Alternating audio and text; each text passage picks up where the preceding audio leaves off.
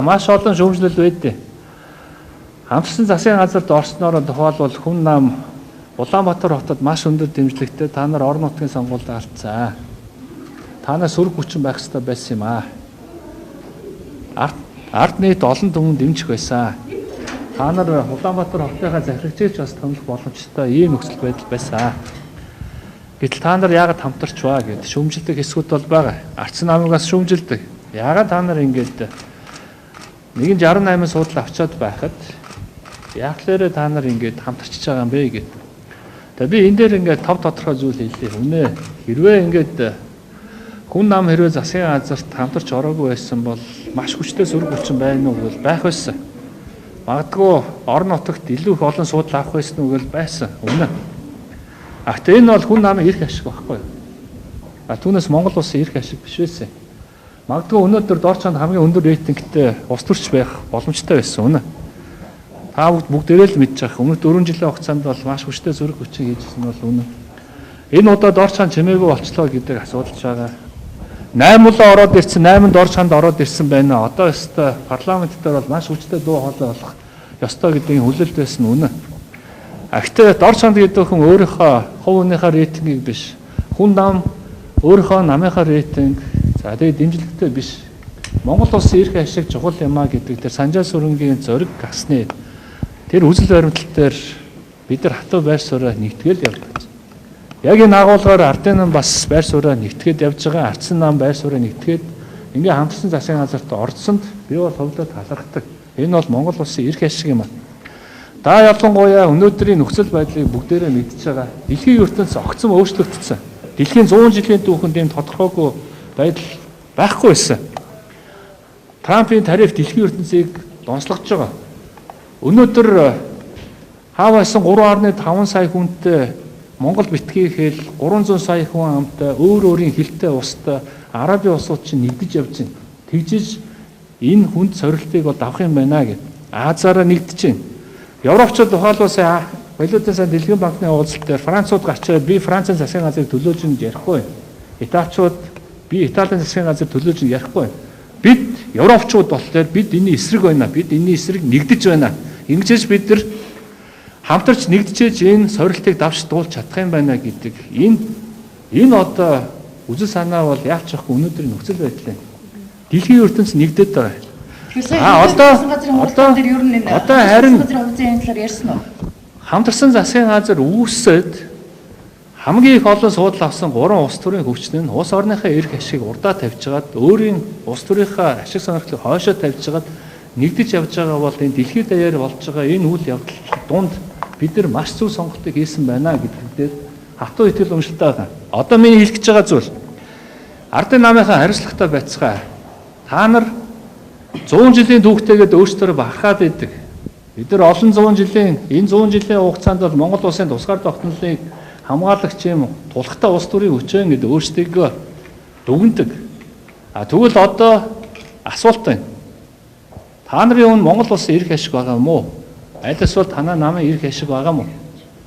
Дэлхийн ертөнц үүмэд ингэж явж байгаа тохиолдолд эдийн засгийн нөхцөл байдал өнөөдөр 60-аас 80 улсанд дампуурах ийм эрсдэлтэй Монголын эдийн засаг ийм хүнд нөхцөлтэй байгаа үед та нар энэ эдийн засгийн хямралыг дангаараа гаталж чадахгүй. Би бол чадахгүй гэж бодож байна. Би эдийн засгч юм чадахгүй. Хоёрдугаарт та нар 68 судалтай. Тэгвэл тэр 68 судал чинь бүгдээр бүх асуудал дээр 68-уулаа ирээд энд суугаад коноптож чадахгүй. Би бол чадахгүй гэж бодож байна. Ингээд 1996-аас 2000 оны Ардсан намын тэр маш олон удаагийн засгийн газар солигдсон ийм нөхцөл байдал үүснэ. 6 сар болоод нэг засгийн газар солигдоод байна. Тэгээ энэ хинт хэрэгтэй. Ийм хаос байдал. Монгол улсын парламент чадамжгүй юм байна, муухай юм байна. Тийм болохоор ерөнхийлөгчийн засаглал руу орё гэдэг ийм л тоглоом руу явж байгаа шүү дээ. Нуугадах юм байхгүй. Өнөөдөр хүн нам Монгол улс ардсан улс байгаасаа, эрхчлөлттэй улс байгаасаа, иргэдэн үзэл бодлоо илэрхийлдэг байгаасаа, гадаа загсаж байгаа залуучуудын эрхэн нээлттэй байдаг байгаасаа, эдийн засгийн эрхчлөлттэй байгаасаа гэх. Ингээ парламент нь бэхжих хэрэгтэй гэж бид нар энэ шийдвэрийг гаргасан юм. Хоёр хөрш маань хоёулаа нэг нам нэг хүн засгалдаг ийм улсууд. Тэгвэл дунд нь байгаа Монгол улс бол олуулаа засгалдаг шийдвэрээ гаргадаг ийм эрхчлөлттэй улс байгаасаа гээд өнөөдөр парламентынхаа өөрчлөлтийг хийсэн, том алхсан. Яг ийм тогтолцоо бол дэлхий дээр баруун Европоор байдаг ганцхан боломж байгаа. Хамтарч л явдаг.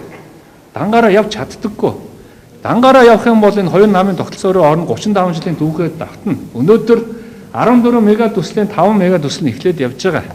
34 жил гацсан, 75 жил гацсан төслүүд өнөөдөр ингэ явж байгаа нь бодит үнэн шүү. Тэр 3 намын ийм одоо би дараагийнхаа шүүмжлийг хэлээд би одоо Ардсан намыг бас шүүмжлэмээр байгаа. Ардсан нам маань бас одоо боожих хэрэгтэй. Институцийнхаа зарчимлалд орох хэрэгтэй. Өнөөдөр намын даран гарын үсгээ зураад олонхороо шийдвэрээ гаргаад ингээд хамтсан засгийн газар үүсгээд явна гэснээр зарим гишүүд нь өнөөдөр үгүй юм аа.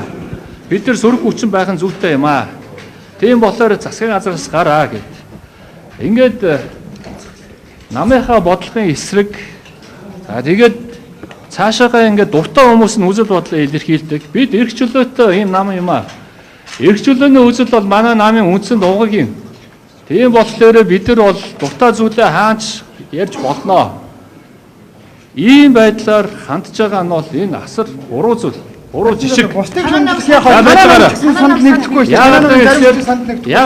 Яагаад тэгэхээр Ууч эх оронч үзлийн доор нуугдаж байгаад маш олон том төслүүдийг гацаадаг байсан бол одоо эрх чөлөөний үзэл доор алхуучилж байгаад олонхийнхоо гарсан шийдвэрийг дагдаггүй зөвхөн хувь хүнийхээ цөөхийнхөө эрхээ шиг дагдаг ийм байж болохгүй. Ардсан нэмийн ингэж явдаггүй. Дэлхийн арчтад бас ингэж явдаггүй юм аа. Ийм болохоор одоо хэлж байгаа зүйл нь хүн намын даргын хувьд бол хариуцлагатай хийлээ. Муу хэлж болно. Улс төрч хүн гэдэг бол магтуулдаггүй, алга ташуулдаггүй. Гэхдээ Монгол улсын эрх ашигын талд байх ёстой. Хүн намын даргын хувьд бол би энэ хамтарсан засгийн газарт хүн нам байх эсгээс үл хамааран хамтарсан засгийн газар цаашаа явах ёстой юм. Яагаад гэвэл бид нар 126 болгосон холимог системийг анх удаа оруулсан. Дэлхий дээр ингэж оруулсны дараа энэ хамтралаа авч явах нь хамгийн чухал байдаг. Үр дүнг нь иргэд хүртдэг. Цөөхөн монголчууд дандаа ингээ хоёр хуваагдаж хоорондоо ингээд хөдөө орон нутагт хүртэл авгаа нөхөр салах хэмжээнд хүртэл ингэж хуваагддаг байдлыг бид нар засыг хийж байгаа. Ари хамтраад том ажиллахаа ард гарч чаддаг юмаа гэдгийг үзүүлгээд ингэж явж байгаа. Энэ бол зөв санаачлаг. Энийг бид нар авч явах ёстой юм аа. Энэ дээр улс төрийн намууд хариуцлагатай байх ёстой. Дахиад хэлээ ардын намын өнөөдөр баг урд нь хуралдах юм байна. Ардын намын тэр төлөөлөгчд бас анхаараасаа гэж хүсэж байгаа. Та бүгд бол Монгол улсынхаа эрх ашигт тулхтаа тэр 100 жилийн түүхтэй нам юм бол тэр талдаа байгаараа гэж хүсэж байгаа. Ардсан нам бас энэ талдаа байна гэж би бол хүлээж байгаа. Хүн нам бол байна. Цаашаа бол хүн нам бол энэ ямар ч тохиолдолд Монгол улс хамтарсан засгийн газар байх ёстой гэдэг дээр хав хатуу байна. Гэрэн дээр ямар үндслээр засгийн газраас намайг гарна гэж заасан юм. Тийм зүйл байгаа юм бол засаг тарах уу яах уу гэдэг. Гэрэн дээр огт тэм зүйл залт байхгүй. Хин нэг нь одоо ингээд гарын үсэг зураад огцруулнаа. Энэ засгийг гисэн тохиолдолд бол энийг бол гэрээний зөрчил гэж үзнэ. Тийм болохоор гэрээ өчнгөө болно гэдэг тийм зүйл зал огт байхгүй. Огт байхгүй. Тэгэхээр одоо Ардсан намын юм уу эсвэл одоо хүн намын нэг гишүүн очиод талбай дээр гаргаж зурсан байлаа. Би одоо тэрэн дээр бол хүн намын зүгээс хариуцлага тооцно гэдэг хэлсэн байгаа. Энэ юу вэ гэхээр арчлагаа зарчмаас тавхарсан байна. Олон нийтээр зөвшөөрөөд болно гэж тохирчоод тэгээд ганцаараа очиод гарын үсэг зурж болохгүй гэсэн манай зоож арга гишүүн тэрэн дээр бол сайн хүлээж авсан. За ойлголоо. Тэгэхээр энэ бол намын дөрмийн хүрээнд бол бид нар хариуцлага тооцоод бол явна. Намаас хөөх юм уу? За тэр бол намын дөрмийн дарга бол явна. Одоо миний хэлэх гээд байгаа юм бол болно. Хүн намын нэг гишүүн, Ардсан намын 3 гишүүн ингээд тэнд очиод гарын үсэг зурлаа гэд энэ нь шалтгаан шүү. Яг хамтарч ингэж байгуулсан гэрээ хэлцээ авд үсэх юм бол тийм зүйл зал огт бол байхгүй. Тэгээд энэ намуудын хурлууд өнөөдөр бол болно. Манай намын хурал өнөөдөр 5 цаг 30 минутанд бас болно. Ардсан нам бас хуралдах юм билээ. Ардын нам хурал болно. Энэний дагуу үр дүнгээсээ харж байгаад бид нар энэ гэрээн дээрээ яг байгуулсан тэр гэрээн дээр 3 албан тушаалтан байгаа. Намын дарга, ерөнхий нарийн бичгийн дарга, за мөн бүлгийн дарга гэсэн энэ бүрэлдэхүүнтэйгээр бид нар гэрээгээ дүгнэнэ гэдгээ бол тогтсон байгаа. Одоо бол соёлтой явна. Одоо гэрээ байгуулсан бол гэрээнийхээ хэрэгжилтийг бүгдээрээ дүгнэх ёстой.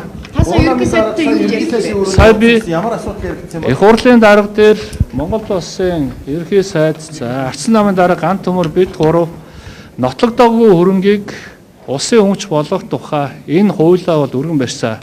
Өмнө нь Алтан гэрлийн сайдын одоо танилцуулж байсан хөрөнгө хураах тухай хуулийг бид нар өөрчлөөд хэрвээ та төрийн албаа агч байгаад нийт албан тушаалтан байгаад орлогоо нотолж чадахгүй бол түүнийг төлөвлөрүүлнэ гэдэг энэ агуулга бүхий хуулийг бол бид нар өргөн барьсан байгаа.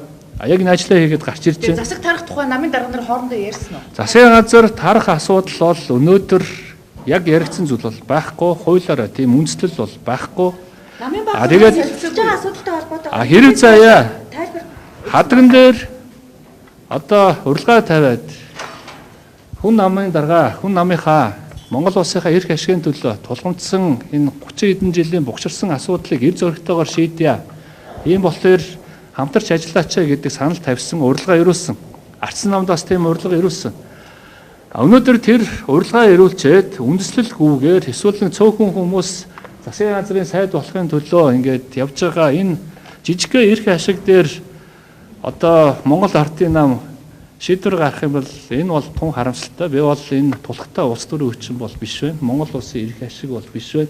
Зүгээр албан тушаалаа явж байгаа амбиц бол байна. Цаашаага Монгол улсын парламентыг хаос байдалд оруулах юм байна. Цаашаа Монгол улсын энэ парламент чадахгүй юм байна. Бүтэхгүй юм байна. Тийм болохоор цаашаага баг ерөнхийлөгчийн одоо засаглал руу орно гэдэг ийм зураг зурчаад энэний дагуу явж байгаа үйлдэл байна гэж үзэж байгаа. Энэ тохиолдолд би хэлээ. Хүн намын даргын хувьд бол Монгол улсын эрх ашиг нэгт байна. Парламентын арчлагын тал бид нар байна. Бид нар яаж муу хэлүүлж болно. Гэхдээ өнөөдөр бол хүн нам эвссэн сөрөг хүчин биш, эрх баригч нам баггүй. Хэдэн судалтай байх нь үл хамааран. Ардсан нам эрх баригч нам юм. Ардын нам эрх баригч нам юм. Дандаа ардын нам ингээд засгалдаг. Ардын нам л засгалдаг бусны сөрөг хүчин гэдэг тийм зүйл огт байхгүй. Хэрвээ дүрмийн бус, хууль бус зөвхөн өөрсдийнхөө эрх ашиг нийцэн шийдвэр гаргах юм бол харин одоо хариуцлагатайгаар хэлье. Жинхэнэ сөрөг хүчин гэдгийг үзүүлнэ. Тэгээд та нар өөрсдөө усаагаа эрх ашигын төлөө биш бол дараагийн үе чинь гарч ирж байгаад хариуцлага тооцох болно гэдгийг бас хэлж байна. Өөрөөр хэлэх юм бол Монгол улсыг хаост оруулахгүйгээр парламентад бэхжүүлэх энэ тал дээр бол хүн нам байна. Байна.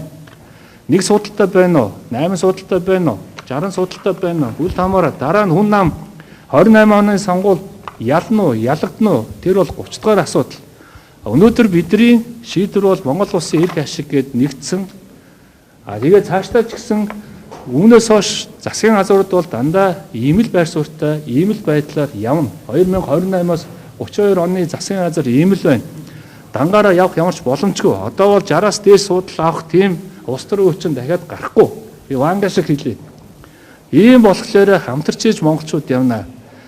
Хамтраад явж байгаа тохиолдолд дахиад хэлээ Ардсан намынхан одоо хамтрах соёлоо ойлго. Баруун Европын загварыг судал.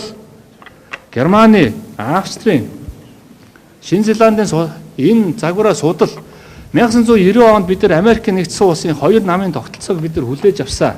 Одоо Америк нэгдсэн улсын маш олон эрдэмтэд 10 гаруй одоо Нобелийн шагналтай эрдэмтэд салбарын 70-аас 80 эрдэмтэд судалгааны ажил өгсөн байгаа.